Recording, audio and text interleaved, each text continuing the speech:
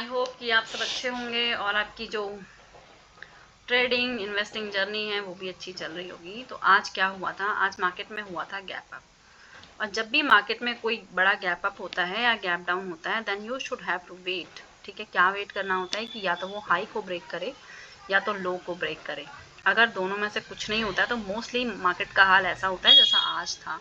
देखिए कहाँ घुमा है मार्केट, मुश्किल से देखें तो 330 से लेकर इसने जो 289 मोस्टली 289 तक रहा है। तो इस रेंज में आप देखो कोई क्या ही बना लेगा, कोई कितना भी बड़ा एक्सपर्ट हो वो कुछ नहीं कर सकता है। ये निफ्टी का हाल था, मुश्किल से 50-60 पॉइंट की रेंज में ये घूम रहा था। ठीक है, same as for Sensex. Sensex को भी मैं एक बार दिखा देती हूँ। ये गैप अप खुला और गैप अप खुलने के बाद इसने कोई मूवमेंट नहीं करा, और जब कोई मूवमेंट नहीं था और इसकी एक्सपायरी भी थी तो मैं आपको दिखाती हूँ कोई इन द मनी प्रीमियम उठा के। लेट सपोज दिस एक प्रीमियम जो मॉर्निंग में कहाँ था, यहाँ इसने ओपनिंग दी है 463 पे और this candle is 930 with in 15 minute ये मेल्ट हो गया 263 पे।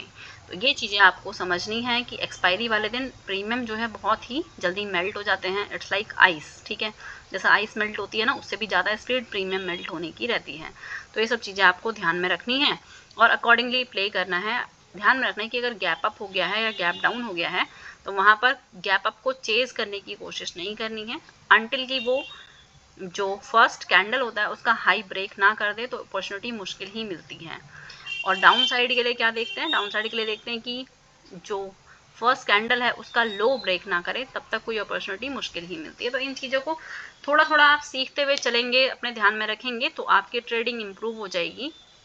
और एक बात आपको हमेशा याद रखनी है, every day is not trade day. आप हर दिन को ट्रेड डे नहीं मान सकते हो। अगर आप हर दिन को ट्रेड डे मानकर चलोगे तो आपको कहीं ना कहीं प्रॉब्लम्स आएंगी, क्योंकि आप बार बार एंट्री बनाओगे। देखो आपको लगेगा कि हर कैंडल पे मूव आएगा, पर मूव नहीं आता। वो कैसे पता चल जाता है, मान लो इतना बड़ा गैप अप या गैप डाउन कोई हुआ है तो मार्केट जो है फिर उस दिन क्या करता है ना, ऑपरेटर वो चाहते हैं कि हमें तो इतना नुकसान हो गया, अब इतने नुकसान को कम से कम थीटा डीके के साथ प्रीमियम खाकर ख़त्म कर लिया जाए। राइट, तो ये सब चीज़ें हैं जो आपको समझनी होती हैं। समझ जाएंगे तो इम्प्रूव हो जाएगी आपकी ट्रेडिंग बाय द टाइम।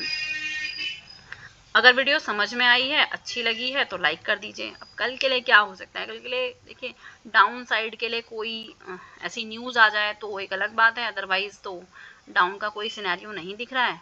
और अप साइड के लिए ओवरऑल सब कुछ अप साइड का ही नज़र आ रहा है। तो देखते हैं, मुझे उम्मीद है कि कल एक flat as well as gap up opening हो सकती है। अगर गैप अप होता है तो इसे इंजॉय करिए। और 23,500 तक आपको अगर गैप अप ओपनिंग होती है तो 23,500 तक ये आपको मूव देने के चांसेस हैं।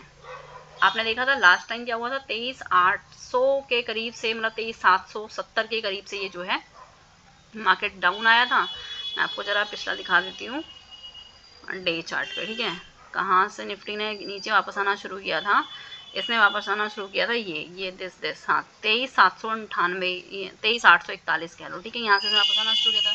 तो अभी उस हिसाब से इसके पास ऊपर जाने का स्कोप है। तो आप आराम से, अगर पॉजिटिव रहता है मार्केट तो उसको पॉजिटिवनेस को एंजॉय करिए और सेफली प्ले करिए।